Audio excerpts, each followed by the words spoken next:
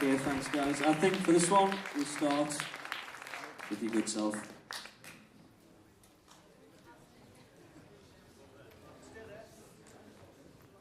They're staying there. I enjoyed that. I thought once the song got going, you had a really good control to your voice. I think it's probably the most lyrically emotional track we've had on stage today. From a radio perspective, it was very kind of like Radio 2, so more adult contemporary than perhaps some of the artists we've had on before, which is no bad thing, because those artists that get played on Radio 2 are the ones that sell loads of records.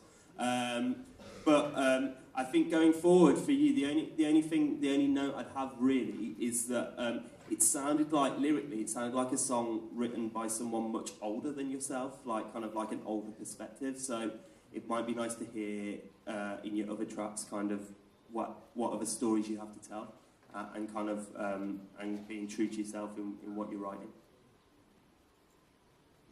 Yeah, interesting what Tom says about it being a story, and this is one of the songs which really stood out tonight. What time is it? Today. It's the dry eyes. Which really sounded like a story, and it was almost like the verses were almost from like different perspectives, where you were talking to almost like talking to different people, kind of talking as yourself to yourself, and then talking to somebody else, saying, you know, you did this, you did that. So it was really kind of interesting, sort of shift of perspective lyrically. I thought the whole dynamic of it was really, really beautiful, really kind of soft, and you know, in a really good way, kind of a really sort of warm dynamic. Nothing really kind of overly aggressive about it, but I think that really kind of suited your voice. Really sort of idiomatic of what you guys can do as a duo. I mean, I don't know what sort of thing you think about doing, whether you're going to stick as a duo, or maybe we can talk about that later on. I'm not sure. I mean, I really, really like the song. I like listening to it. I can't really be constructive. I think it was written well. It does have an older perspective to what we've heard for the rest of today. Radio 2 does. I mean, I'm just repeating what he said, but that's about as much as I can do with that. I think I don't, you know, live on a live sort of scene. I think it would be, you know, like it's more of a jazz cafe, more of a background thing than actually coming to watch a performance. I think it would be more background and pleasurable to listen to. But yeah, I really enjoyed it. Is what I'm trying to say. Somehow, I think it's the best thing I've heard lyrically today. Musically, I don't mind that it sounds a bit more mature. Totally suits my kind of taste a hell of a lot more. And and the vocal sound was great. Again, I'd like to hear it. I've said this to a couple of the songwriters, but I'd like to hear it with more instrumentation, kind of see where it goes. But you've got one song, you know, with one accompaniment, and kind of, it's hard to judge somebody on one song, but like, I'd definitely like to hear more of it. Yeah, I'd just say that I don't really necessarily think that it's particularly sort of Radio 2 or mature.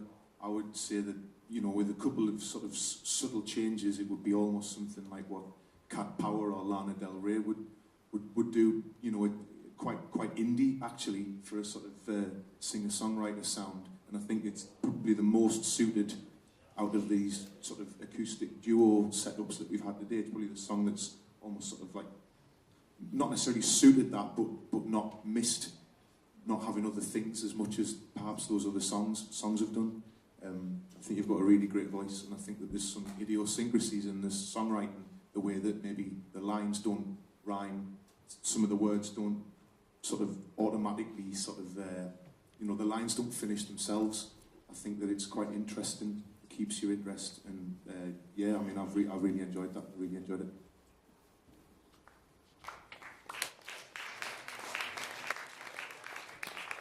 Yeah, one more comment. Yeah, I think you've got the assurance lyrically and performance-wise of someone who's already an established artist, which is great. And the question for me would be, if your record arrived, do we say records anymore? If your music arrived on my computer, I'd be thinking, that's great.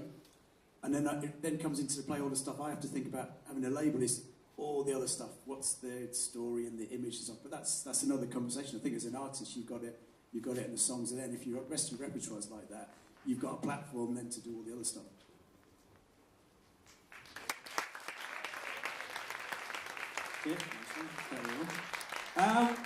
So, we're drawn to a close. There's been some fantastic, well, all fantastic music. Been some great insight, some great feedback. It's not an easy thing to do, being put on the spot and given that instant critique. Likewise, it's not easy for the bands to go out and perform in this situation. So, massive round of applause for all the panel here. And even bigger round of applause to everybody who's performed this afternoon, evening, whatever you want to call it. This is the first of sort of many of this type of thing we're looking at sort of rolling out at the college. So I'd say if you weren't up there performing today, take on board what's been said, apply it to your songwriting, to your music, to your attitude, to your performance, and next time, the next one we've got planned is June, so that gives you a good few months to start developing your songs. If you've got any existing songs that, as a result of this, you think you could rewrite, you could rearrange a little bit, use a band, take on board if you sort of recognise yourself up there and think, actually, that applies to me, do something with it, take the information and make the most of it. Okay, so one last time, nice round of applause for the guys down here, for the bands and for Hughes. Good stuff.